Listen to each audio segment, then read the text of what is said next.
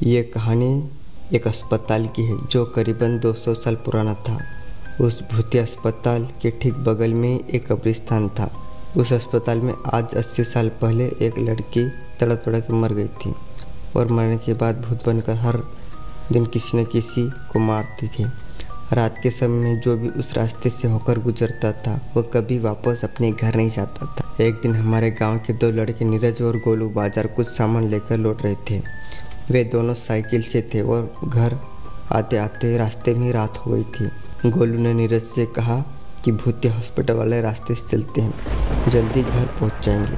तभी नीरज ने कहा, भाई उस रास्ते से जाना सही नहीं होगा, उस रास्ते में भूत रहता है।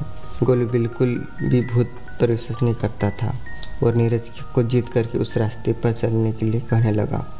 नीरज उसकी बात मान ली और दोनों अस्पताल वाले रास्ते से चल दिए। उस समय के 10 बज चुके थे। भगवान का नाम लेकर वे दोनों उस रास्ते पर चल दिए। चारों तरफ से अंधारा हो चुका था, सामने कुछ दिखाई नहीं दे रहा था।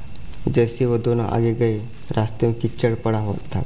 अंधारे में उन लोगों को दिखाई नहीं दिया और साइकिल लेकर वो दोनों गिर गए।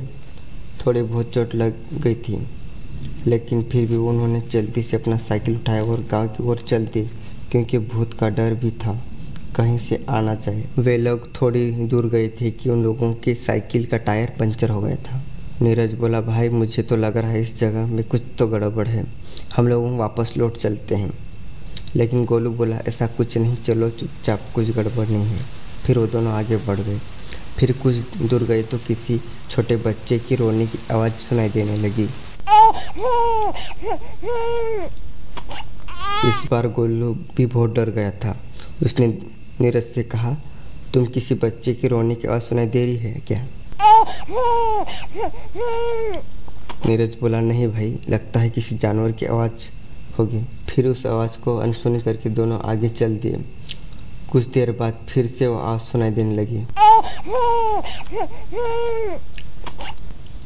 दोनों एकदम बुरी तरह से डर गए थे और वे लोग अपना कदम तेजी से गांव की ओर बढ़ाने लगे। थोड़ा आगे चलने पर एक पीपल के पेड़ के नीचे एक बूढ़ी औरत दिखाई दी। उसके सफ़ेद साड़ी, सफ़ेद बाल और डरावनी आंखें। उस इतनी रात को अकेली औरत को देखकर उन लोगों के रोंगटे खड़े हो गए थे।